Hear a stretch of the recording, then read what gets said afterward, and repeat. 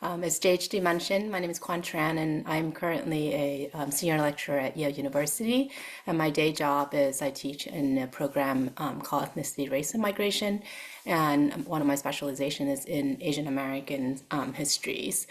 I'll have a slideshow that I could share with you. Let me start the sharing. Can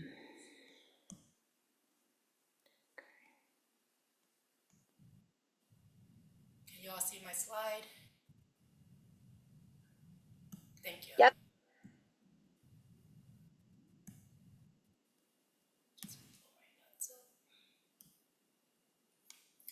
So yeah, today I'll be sharing with you a little bit about the long and deep history and broad histories of Asian American and Pacific Islanders in the state of Connecticut. And I wanted to use this Asian American and Pacific Islanders in Connecticut timeline to highlight both the breadth and depth of AAPI histories in Connecticut, but also to show how entwined Connecticut AAPI histories and experiences are in relationship to national AAPI histories and also to broader US history. And before I begin, I just want to acknowledge Annette Kim, who's one of my former students who had helped me compile this timeline and slide deck. Also, a huge note of appreciation to the work of the folks at the CT Council for Social Studies, the AAPI Curriculum Lab, particularly JHD and Dr. Jason Oliver Chang for their leadership in ensuring that some of these histories are meaningfully incorporated and integrated into Connecticut K through 12 education. But also I want to thank all of you teachers out there and administrators who are committed to ensuring that we do this in a meaningful and thoughtful way, and that we do it together in order to enhance our state's educational level about AAPI histories in Connecticut. So apologies, I will be speaking pretty fast because there's actually a lot to cover, and I'll be saying a lot of things that might be new or might be, some of it might be not so new to you, but bear with me. So in Connecticut, just a quick kind of overview of the Connecticut population in terms of AAPI. Based on the census data that we've been able to track, starting from 1980, there are other census data available prior to 1980, but we just haven't been able to find all of them yet. But as you can kind of see in this chart, that the API population in Connecticut has grown exponentially in the past 5 decades. You know, in the 1980s, for example, this population hovered at around 18,000. And then by the 1990, we see that reaching the 50,000 mark. And then in 2000, the 80,000 mark. By 2010, it's 140,000. By 2020, it's 170,000. Now at 2025, we're reaching over 210,000, right? So these are the numbers that indicate that this is a continually growing population, and it is one of the fastest groups in Connecticut. But the history of AAPI in Connecticut stretches back much longer than the kind of recent census data that we are able to track down, starting with the 19th century. Let's see, some of you may know, but basically one of the first Hawaiians that we have noted in terms of historical records that has arrived in Connecticut was Henry Opukaha'ia, or Opukia, which is the anglicized version of his name. He came here in the 1800, the early 1800, as one of the first pupils of the Foreign Mission School in Cornwall, Connecticut. And he later studied at Yale and helped facilitate Hawaii's conversion to Christianity. So this was someone who helped translate basically the book of Genesis into Pidgin Hawaii in order to then proliferate the faith back in Hawaii. And then at this school, the Foreign Mission School, Two students from China who are also educated here. And then over the course of the school's existence, over 100 students who from both Asia and the Pacific Islands, and also Native American communities were trained in religious studies. Now, Henry died in Cornwall at the age of 26, and he was buried there until 1993. At that time, his remains were then repatriated to Hawaii. But his cenotaph remains in Cornwall, Connecticut. So if you are ever in that area, you might want to check that out.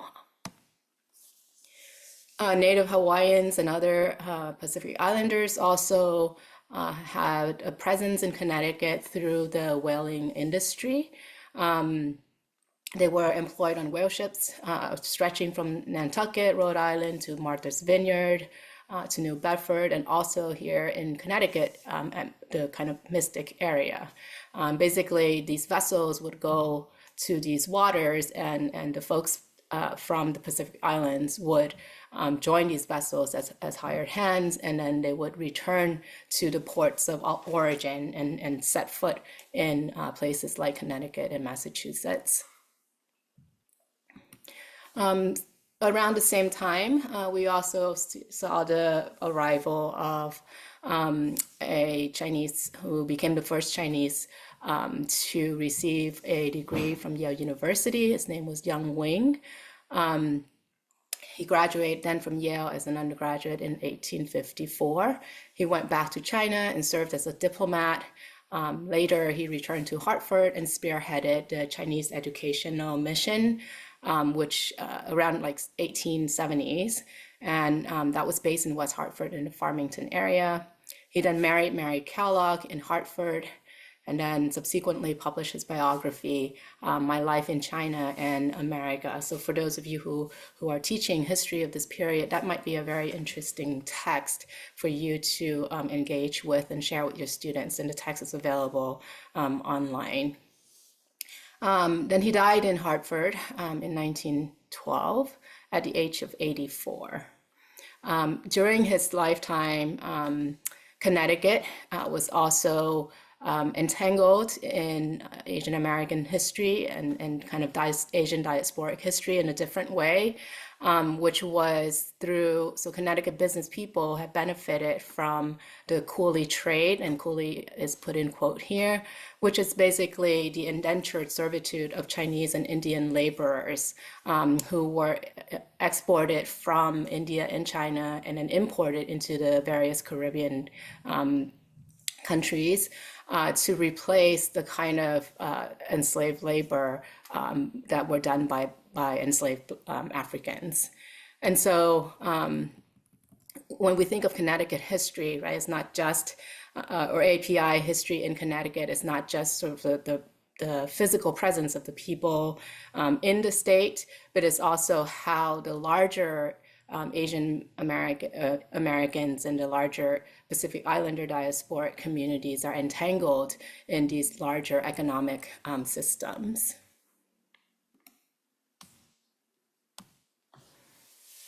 And then, by the 1860s, we also see the presence of APIs in Connecticut through the lens of the American Civil War. There were a couple of Chinese-born soldiers and who fought in the various infantries on the Union side, namely Joseph Pierce, who had fought in the 14th Connecticut Infantry Regiment. Antonio Dardell served in the 27th Connecticut Volunteer Infantry. John Lodigo enlisted in the 31st Colored Infantry in New Haven. Daniel Newport and John Banks enlisted in the 29th and the 30th Regiment of Connecticut Colored Infantry, respectively. And then Peter Johnson, a native Hawaiian who joined the 29th Connecticut Colored Infantry in Bridgeport in 1864. And some of these individuals had non-Chinese names because they were adopted into non-Asian families, and so they went by anglicized names. But I should also mention that while there were Asian Americans and Pacific Islanders fighting for the Union in the North, there were also people, Chinese Americans in the South, who were slave owners. The story of Ang and Chang Bunker, the famous Siamese twins is an example. If you may recall them, they were ethnic Chinese conjoined twins who lived in Thailand or Siam at the time in the early 1800s and were brought to the US as part of the quote unquote freak show circuit that included, famous companies like P.T. Barnum. And if you're interested in this history, you definitely want to check out Cindy Wu's book, Chang and Ang Reconnected, the original Siamese twins in American culture. So that is to say, right, that AAPI populations in Connecticut in the 19th century have all of these kinds of connections that if we only focus in Connecticut or only in California, we kind of miss sort of all of these simultaneous histories that are occurring at the same time.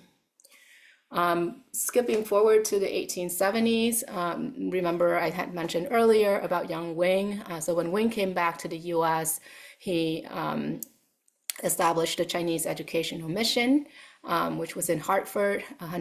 About 120 boys from China had arrived in Hartford to be then educated in the US. And it was discovered that the mission has celebrated Lunar New Year during this period. So some of the earliest Lunar New Year celebration in our communities occurred during this time. And at the same time, we have Chinese merchants opening tea companies and other kinds of establishments in New Haven and then later in Hartford. And some of these boys remained in the US and their descendants are still around. More recently, the Connecticut Museum of Culture and History had done a fabulous exhibition. It's called Journeys, Boys from the Chinese Educational Mission. There's a virtual tool that's available online. That's also something that you can incorporate into your lesson plan if this is of interest to you. And then by 1890s, we see the emergences of Chinese restaurants in New Haven and then in Hartford. So for those of you who might be thinking that the Asian American restaurants is kind of a more recent phenomenon, think again, because this kind of economy has also existed for more than a century. So then that brings me to the 20th century in terms of AAPI in Connecticut. In the 1910s, we see, so this is during the time that the Chinese Exclusion Act has already been enacted and ongoing. In addition, we also see the Asiatic Barred Zone Act of 1917, which further reduced the immigration of people from different parts of Asia to the US, right, including Connecticut. And so if the Chinese Exclusion Act targeted only Chinese immigrants, especially unskilled laborers, the Asiatic Barred Zone Act targeted the entire Asia, only allowing about 100 people to enter the country annually. And that really affected the populations of APIs in the US, but also in Connecticut. Fasting forward to the 1940s, we see that Chinese Americans in Connecticut were serving in the US military during World War II. In fact, the World War II era was an era in which we begin to see a kind of a turnaround in terms of how Chinese Americans are incorporated into the larger national tapestry, precisely through their participation in the Second World War. At the same time, right, if we recall, the Japanese internment also occurred during this period. And Japanese internment, affected a lot of Japanese Americans who are on the East Coast, on the West Coast. But many of those stories also resonated in Connecticut, and one of them being that for the students who were in internment camps, they were able to relocate elsewhere through the National Japanese American Student Relocation Council, which then placed them into schools in other parts of the country. So UConn as one of the campuses that where one of the campuses, where students ended up, Japanese American students ended up studying in during this period. And some of them ended up resettling in Connecticut after the end of the Second World War and after internment completed. And then by 1950s, we begin to see the arrivals of South Korean students and professionals who came in the aftermath of the Korean War, and they founded organizations, including the Korean American Society of Connecticut in 1957.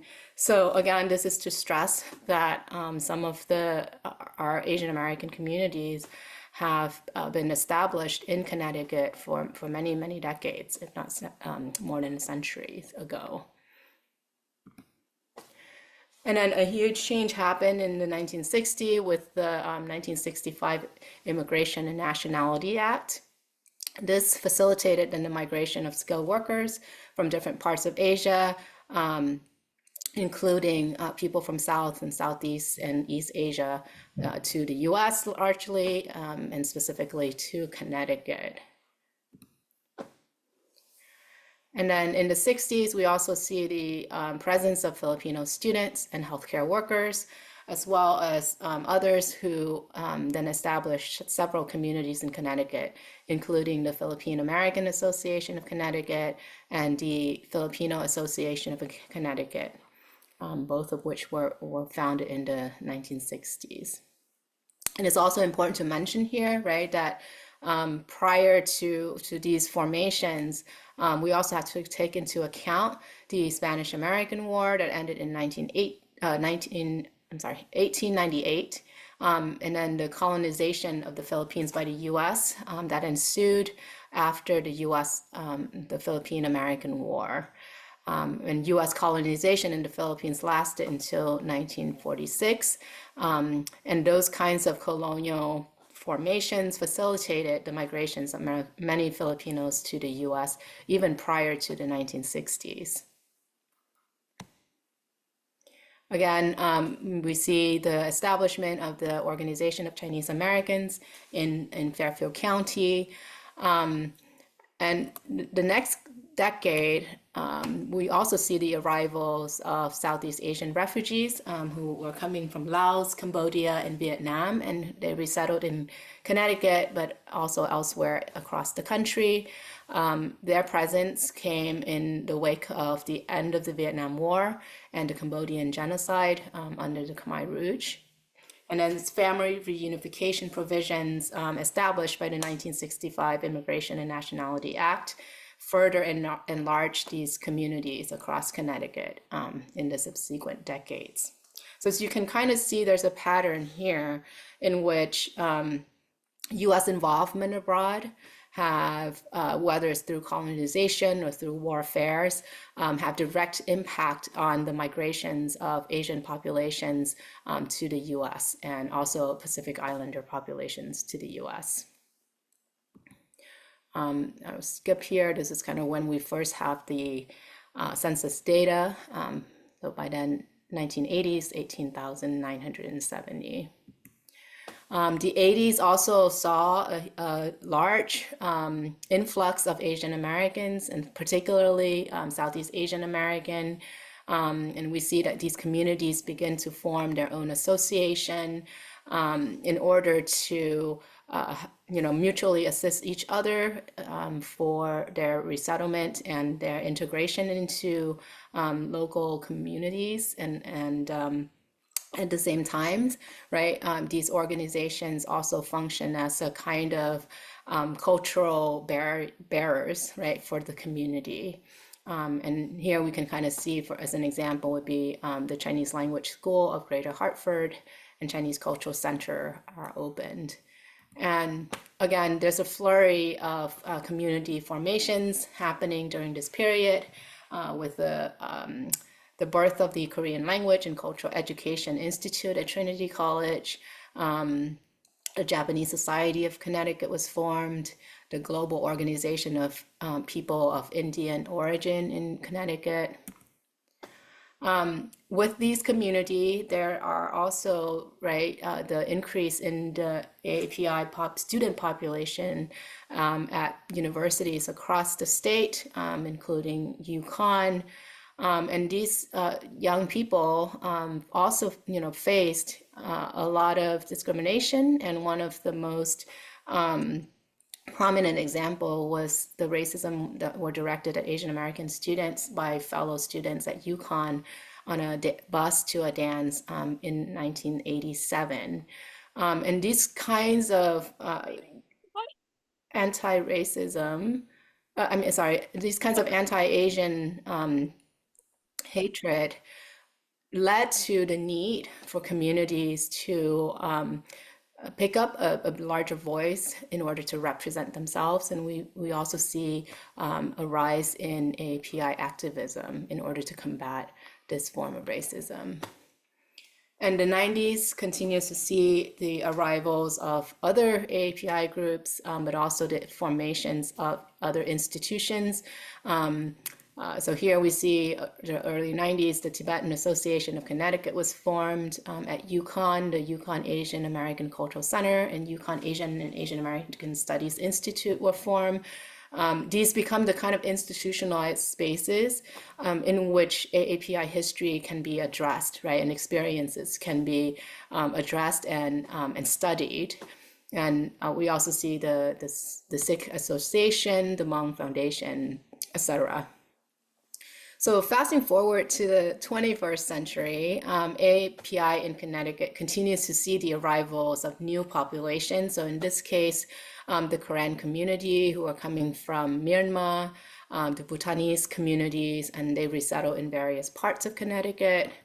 The Bangladeshi American Association formed, the coalition that JHD and I co-chaired, the Asian Pacific American Coalition of Connecticut, also had its foundation in these moments,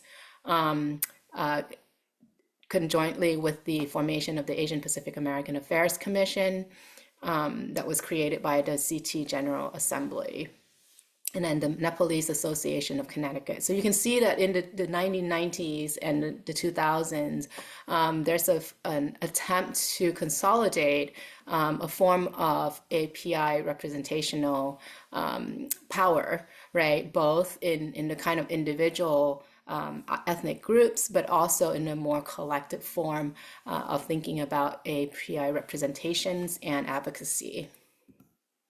And then some of that led to some of the more kind of quote unquote success stories in our communities where we begin to see API folks in Connecticut running for offices. So AG William Tong at the time became the first Asian American to hold state office in CC history when he was elected to the House of Representatives in Connecticut, representing the 147th district. And then we see Saud Anwar became the first Asian American and Muslim mayor of South Windsor. Tony Huang became the first Asian American state senator in Connecticut, and his background is from Taiwan. From a kind of structured state direction, we see that the Asian Pacific American Affairs Commission getting consolidated into the Commission on Equity and Opportunity in 2016, which later became the now named Commission on Women, Children, Seniors, Equity and Opportunity, right? Again, so like I said before, these are the kind of public consolidation and emergence, but also successes in terms of how to get API voices out there and advocate for our communities. And then Tong eventually, by the 2010s, became the first Chinese American elected as Attorney General nationwide. Then the pandemic hit, right, in 2020. And that led to another surge in anti-Asian racism across the country and the world, but also in Connecticut. And it became another impetus for the need to bring our AAPI voices together so that we can continue to advocate for our needs and find ways to combat xenophobia, anti-immigrant sentiment, and anti-Asian racism. And that leads to the passage of the Asian American and Pacific Islander history mandate in public schools that you are all participating in at the K through 12 level. Because for us, we recognize that education, a broader general education to the public, is one of the most effective tools of combating racism. Then we continue to see in the 2020s more AAPIs getting elected in public offices. Here's Mariam Khan, who was elected in 2022 to represent the 5th District. And she's the first Muslim member of the Connecticut House of Representatives. Then Amdi Rahman, elected to the 4th State Senate District. And he's the first senator from Bangladeshi background in Connecticut. Again, meanwhile, we have more centers opening. The New England Asian American Cultural Center in Milford is one of them. And then, Hartford now has an Asian American mayor, Arunan Arulampalam, was elected in 2024. He's the first Asian American of Sri Lankan background to hold that post in Connecticut, in Hartford. So by now, this is my last slide. We kind of end on a note of the fact that in 2024, we celebrate the formation of the AAPI Legislative Caucus that comprise of legislators who are Asian Americans themselves or who have an interest in Asian American issues to kind of come together to form this caucus in order to work with our communities directly in order to ensure that issues that are pertaining to us or things that are concerning to us are appropriately addressed at the legislative level. And then I have a lot of suggested readings here. I'm happy to share those out. But I just wanted to, let me just end this right now. Okay. But this kind of blitz through is something that I know it threw a lot of information at you, but I hope that it kind of gives you a large overview, right, of all the different things that are the different histories that are really exciting and interesting to think about and help expand kind of how we conventionally think about these historical periods and the roles of Asian Americans and Pacific Islanders in them. Happy to take any questions that you may have, and yeah, looking forward to being in conversation with you.